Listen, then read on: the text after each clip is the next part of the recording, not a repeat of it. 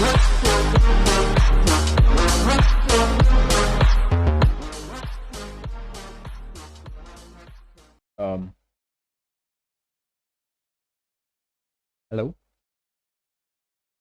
Okay. There's no music. Okay.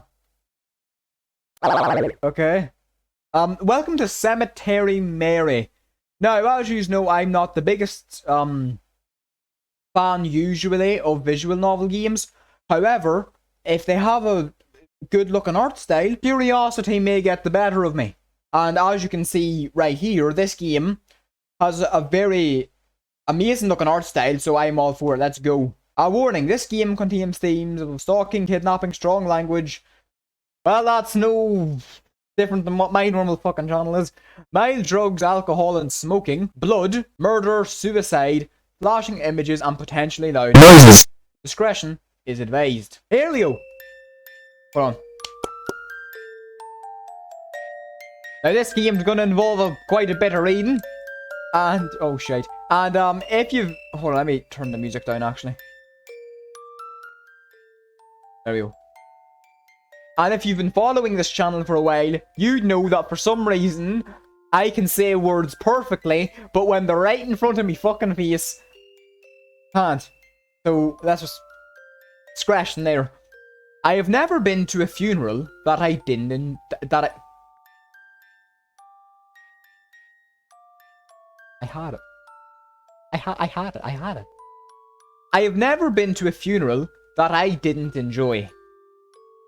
That is, until very recently. And I wasn't quite sure how to feel. It was a beautiful service, and one they certainly deserved. If only it had come later in their lifetime. And maybe it could have been prevented. If there wasn't a murderer in my city. Yeah, that makes sense. That's what everyone's been saying anyways. The Blackwood Butcher. That's what they called him at least. It was hard not to overhear the rumours people said about them. I heard they strike at night. I heard they only target one person at a time, and don't stop until they're dead. I heard it's a ghost, blindly seeking revenge. I didn't believe in any of that. At least, not at first, but my parents did. And because of that, they didn't like me going off to the cemetery alone. Staying until it closed, walking home by myself in the dark. Even though it was only across the street, these rumours had made them afraid for my safety. Do you really believe the real? I asked my father. I do, he answered. Are you really worried for me? My mother did not say anything. But that is to be expected. They thought I was a perfect target, but I still didn't believe in it. Still, they were worried about me. So they sent me off to live with my aunt, uncle, and cousin. They didn't live far, at least not anymore. They moved from their fancy home in gorgeous Talon City to a small cabin in the woods. I never understood why. But I never really asked about it either. My parents felt I would be safer with them. I didn't want to leave. But every day I stayed only seemed to stress them out more. So I went. To make them feel better. For the first few weeks everything was fine. I barely left the house, barely went to the town anymore. And when I did, I was always with someone. Taking all precautions to avoid becoming a victim of the Butcher. But I still thought it was only a rumour. Even if the numbers of deaths in our community increased, I never thought that I or someone I knew would be a victim.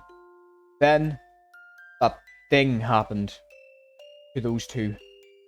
And for the first time, I was worried. Shortly after that, my own parents disappeared. They weren't in the diner, nor could I contact them. Even the authorities couldn't figure it out. No one had seen them. It was as if they suddenly vanished. As if they were killed off. I don't like to think about that possibility. Actually, well, there was also that other thing that happened. Maybe I should have told the authorities about it. Or anyone for that matter. But I was too afraid of what might happen if I did. Oh, I was meant to read. It said your parents are safe, by the way. Look at this art style. Bro, this art style is fucking amazing. Let me just... give that. Ah, I knew I would fall asleep if I sat down. Is it raining outside? It wasn't supposed to rain today. The light's on outside. Is Croven out there? I better go check. What are you doing at here? Training? You're out here. Where's Aunt and Uncle? Where's Aunt and Uncle? Quit it, Mary. How many times do I have to tell you? They went to hell. Right then.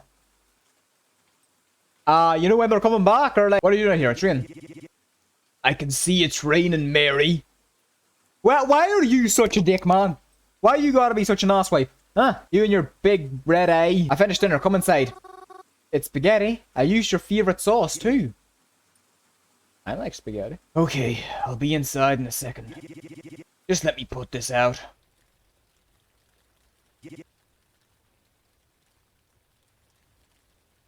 Oh! You like smoking in the rain, huh? You know smoking's bad for you. Just saying. I'm just letting you know. Shut up! It leads to lung cancer. All the food is cold.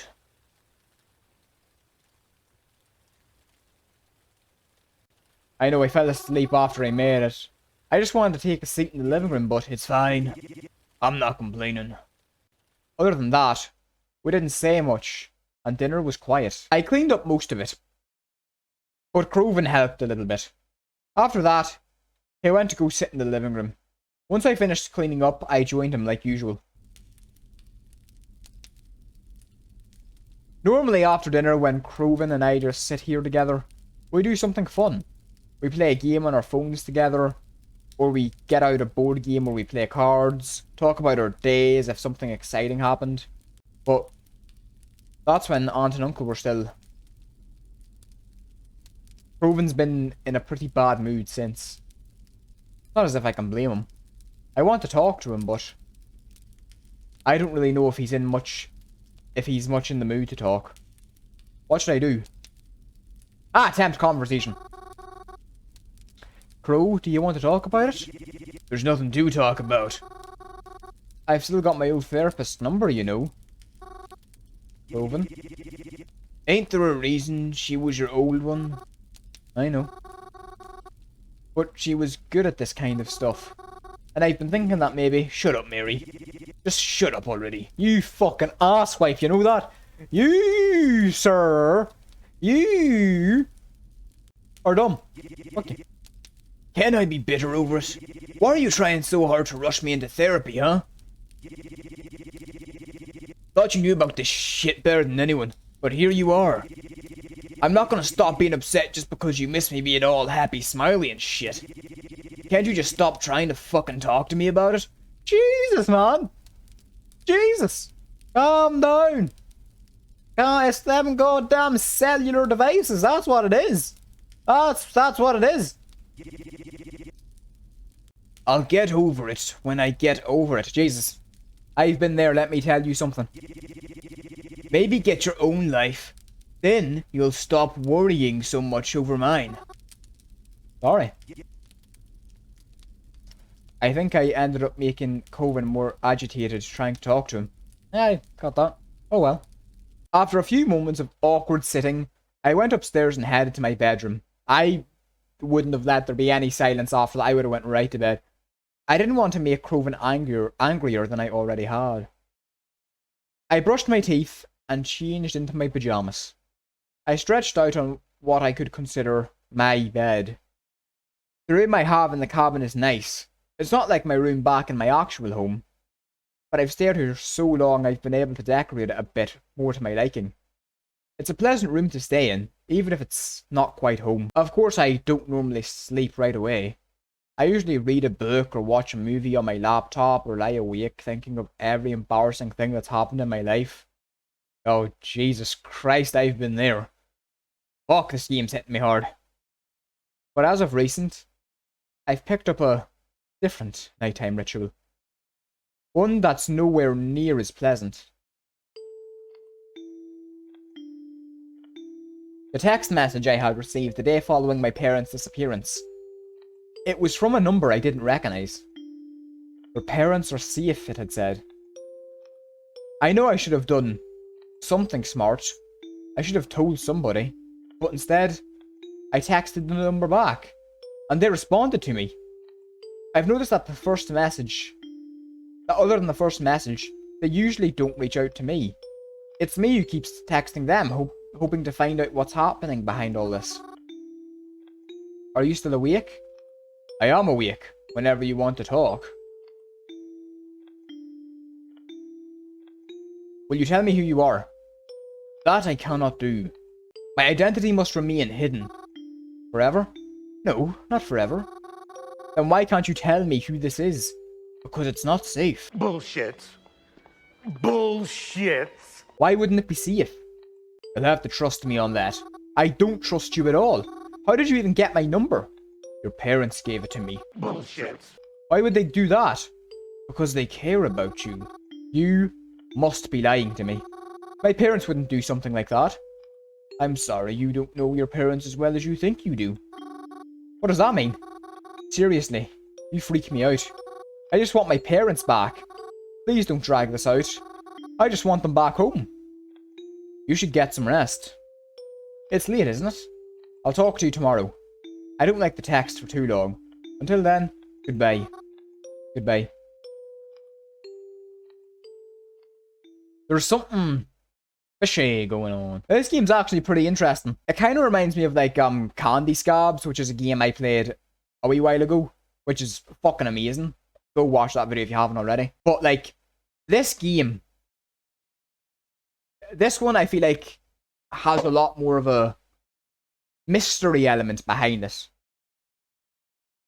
And I'm kind of curious. So here's what I think's going to happen in the game. You're getting my way, what Zeb the Spy thinks is going to happen. I think this game is definitely going the route of we're either going to start looking for this butcher guy, or it's going in a way where we're going to try to figure out who this guy is, and he's either going to end out to be the butcher, or he's going to be some other crazy kid that lost someone to the butcher or some shit like that. That's right. It's going to go one of those two ways, I think. I could be wrong, but that's why I'm excited. They suggested that I get some rest. But how do they expect me to do that? I had never felt more restless in my life. Even asleep, I knew I wouldn't rest. When I woke up the next morning, Proven had already left for the day. But that wasn't a surprise. He'd been staying out late and leaving super early ever since the incident. I think being home bothers him. I'm not surprised. Whenever I pass the dinner, I too feel like not being there. It's not the same without Mom and Dad, after all. Despite this cabin being out in the middle of the woods, it really isn't all that hard to get back to Blackwood. Outside of our cabin is a faint dirt trail. It gets a bit twisty at some parts, but isn't too confusing. It takes about 15 minutes to walk down, but maybe 10 if you're fast. And at the end of the trail there's a fence, one with a slight gap in it. And past that fence there's a little community. It isn't big. A few trailers with a few people living all the way out here. Far from anything that's, well, anything. But there's a road here and a bus that comes through. It runs through Blackwood. So whenever we need to leave, we take this bus. And then after the end of a short trip, you're in Blackwood. It's the city I grew up in, and I always really loved it. There's the library and the local stores, but my most favourite place to be is the Blackwood Cemetery. For what reason? I'm going to save the game again. It's got lots of trees to read under, and the prettiest headstones I've ever seen. I don't know, this feels like something fucking Tim Burton would make. You know, you have the wee, dark sort of character with pale skin. And they're always, like, sort of, like, happy, even though they're in, like, the gothiest sort of setting. Oh, no, I love that, though. No, that's not a complaint. That's a fucking compliment. I love Tim Burton movies. There's a mausoleum, too. Though I've never been inside. Private mausoleum, you know? I don't know who it belongs to. Anyway, I always try leaf flowers when I visit, at least every so often. And I visit a lot. I like to think it helps them, you know? Not feel lonely. And then, after having spent my day in Blackwood, I come back the same way I left. But I always make sure no one sees the way I come back home. Just in case, you know, the butcher. Despite the recent events, I too leave the cabin more than ever now. Proven is rarely home and I don't like being here alone. I know I'm just being paranoid, but I don't like the thought that maybe the butcher could find me out here all alone. Even if that's the whole reason I'm here in the first place. So I go out a lot now. I feel more comfortable surrounded by lots of people. Despite how things may seem, I always prefer to be around people anyways. That's one reason why I like to go to the cemetery so often. There's always people there, even if you can't see them. After I got out of bed, I made myself a small breakfast and got changed into my favourite outfit. See, this is what I mean. This looks like a kind of Tim Burton-y kind of character design. I don't know, that might just be me, but again, that is a fucking compliment. I'm sure most people know that already. You know what? I think I'm actually gonna cut this video short, and I'll tell you why. I want to know if you guys want me to continue this. So, you know, this might become a new series on the channel. Maybe, maybe not. All I know is I am very interested as to where this story is going to go. And yeah, that's pretty much it. I hope you enjoyed this video. Leave down a comment below if you want me to continue this. I'll try to see what I can do. Maybe it'll be like one of those series where I try do it once a week. Or maybe I'll do what I normally do and forget about it for a while and come back after 2 months. Hopefully not. But yeah. I hope you enjoyed. See ya.